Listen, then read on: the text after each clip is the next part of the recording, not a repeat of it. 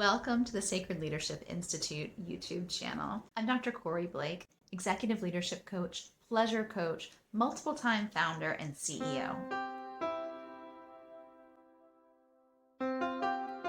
So this morning I woke up feeling really exhausted, like absolutely wiped out. And I don't mean like physically exhausted, like I feel like I've been pouring all of myself into work for longer than I should have been, and kind of delving back into old patterns around just pushing to get something done versus leaning back into more of a feminine style, which is hard for me. It's really hard. So it's much easier for me to default push through things. So I think really what's coming up for me is that's what I've been doing lately in the last 6 weeks. And I need to get a little more clear on what I'm doing, where I'm putting my efforts, and need to add some like magic into the flux. I am gonna play. I'm gonna see what tools I can pull on to really honor the experience that I'm having right now, and then use those tools to shift that experience for me into something that is more empowering. Because right now I feel exhausted, I feel depleted, I feel like I don't know what I'm working so hard for. I don't know if it's what I want or the direction that I want to go in. And so it feels like I'm being very ineffectual right now. Like I'm working really hard, but I'm not moving. It doesn't feel like I'm moving in any particular direction. It just feels like I'm working really flipping hard. And that doesn't feel good.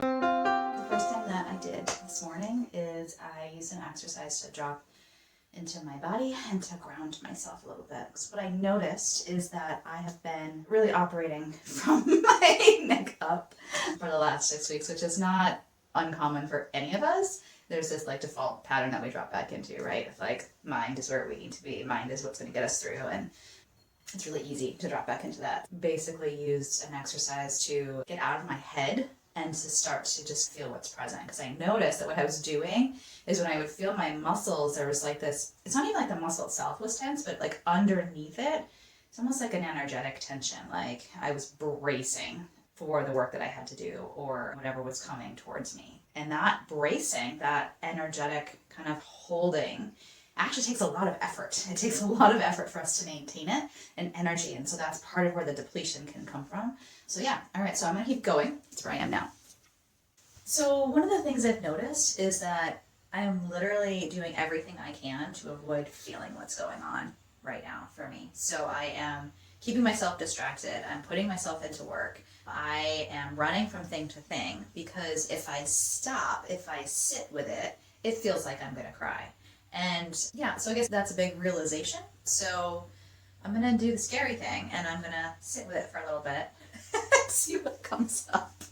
All right, so what I did next is a somatic. I decided to drop into a somatic exercise because when we're outside our body, when we're up here in our head, we are not processing what's going on in the rest of us. And so a lot of that bracing I was talking about comes from the fact that we're trying to contain whatever's there. So we're bracing against the outside world and we're trying to contain the experience that we're having so that it doesn't disrupt our life. And when you do somatic practices, what that does is it actually drops you into your body. It gives your body the voice that it's trying to have so it can move through and move past whatever is blocking it. And for me, I think what kind of came through for me as I was doing that exercise is that in all this work that I've been doing, I've been putting my value outside of myself, as in I've been looking for external validation in forms that I haven't yet gotten, which is funny because I've gotten a lot of other validation, but maybe not in specifically one form. And I think I wasn't really conceptualizing the fact that what I was doing was I was putting myself really at the mercy of other people and my worth, right? Putting my worth in someone else's hands, that's ridiculous. Like, how on earth is that ever going to feel safe? Being able to come back and say, all right, it's not about this external validation. It's about my internal validation. It's about how am I showing up for myself, because it doesn't really matter whether someone else validates what I'm doing if I truly believe in it, or if it is something that speaks to my soul, or that I'm really passionate about. If it's a cause that I believe in, I'm not going to give up on it because it's something that I believe in and it matters to me. There's a very big difference between coming from a heart space and a space of true purpose for yourself versus doing something to be seen. Doing something to be seen has a lot more to do with ego, right? So the more we try to separate ourselves from the ego and reconnect to what's true for us, the more we get to live our life aligned and walking towards our desires instead of scattered all over the place. So we're going to do a little more. So the other thing that I forgot to mention is that my pace has a lot to do with how I feel when I'm working. So as in like how quickly I physically move around. So when I notice that I am reaching for a cup of coffee or I'm going to grab something really quickly, all of that actually shows up in how I feel when I'm sitting.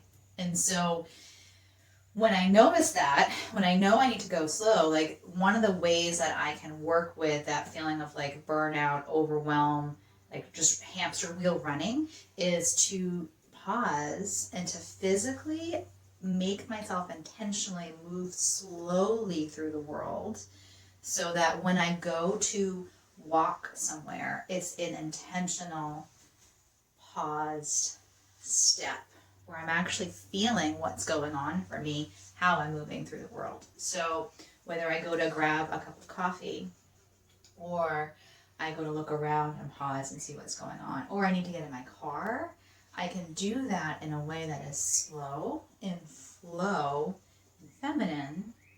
And when I take the moments to be able to consciously drop into that, it actually gives me space to know that I can breathe and that my nervous system can ground. Because what's happening is I'm not giving myself that space and my nervous system is getting more and more amped. And then I'm moving faster and faster so that I can accomplish the things that I want to do. When in reality, if I can slow it down physically and ground my nervous system, let my nervous system know that I am okay, then my experience shifts dramatically in what I'm doing. So that's one of the steps that I use. Okay, so what I discovered I was doing, which makes a ton of sense now, is I thought I was leaning into my fear, like seeing my fear and being like, I'm going to follow that, which I was, but also in doing it, I was actually trying to run away from the fear and like how I was actually responding to it. Like my response to it was to like do the things instead of feeling it. And what I did is I took some time to actually feel what was there for me, to actually acknowledge it as what it is, and then to allow it. So what I had been doing was I knew it was there, but I was like bracing against it and like moving forward, trying to get away from it. And that wasn't working. I could feel it. I was holding it in my body. What I did is I took some time to sit with it, to actually feel it, and to allow it to be there, which is a trip in and of itself. So allowing it to be there and then going slow. So letting myself actually go slow and to feel it and to honor the emotion and the experience that I'm having allows me to then step in the rest of my day in a much more grounded way so that I know that yes, there's fear there and it's okay for it to be there. It's okay to be afraid and to move forward and to keep going. All right, so moved through another tool, did an integration and processing tool, which really does a great job of tapping into like pleasure and aliveness and radiance. And I think that's really the ticket. So what I was doing, what I was finding myself doing, and it's a pattern for me, right? So I have to keep like relearning this. And it probably will be for you too, if this is part of your like makeup, right? My makeup is that it's ingrained in my head that working harder means that I have a higher chance of succeeding. And I'm much more attuned to figuring out how to move faster, strive, work, run, get it done, sacrifice myself for it. And it's much, much easier for me to reach for tools that help me to process the kind of shit I'm experiencing, the anger, the whatever, the frustration, if I'm sad, like I can reach for those sorts of tools very easily. But what I have a lot of resistance to, what I struggle with, is reaching for tools that build pleasure for me. So whether that is a tool that gets me outside, whether it drops me into my body, or whether it just connects me to the things that drive me or that really speak to my soul. When I connect to those things, when I connect to pleasure, that just flips everything over and it makes it so much easier. So instead of just striving and pushing through all of the hard emotions of that, I was able to flip it around and tap into some pleasure, tap into some enjoyment of this life that I'm leading right now in this moment. And that is able to basically switch for me so that I don't feel so depleted anymore, but I feel fed and inspired and a little bit joyful. That was the major shift for me this morning. Really recognizing, yet again, I have gone from being really well balanced, really understanding how important pleasure is in my life, to in this place of I need to succeed at something. And I am working hard to make that happen. I know how to succeed. I know how to be successful. I know how to get things done, and I know how to bring in the money and to make sure that people get the service that they want. And when I stay in that space all the time, it's not good for me.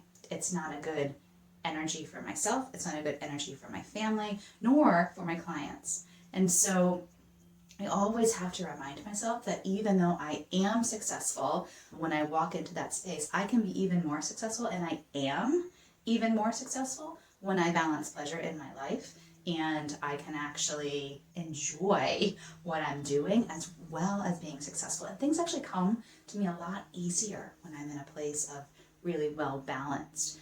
So that was this week. I hope you guys had a great time. Drop a comment down below. Hit the subscribe button. Any of the things that you're supposed to do to follow the page, that sort of stuff. Just, do that if you like it. I'll talk to you soon.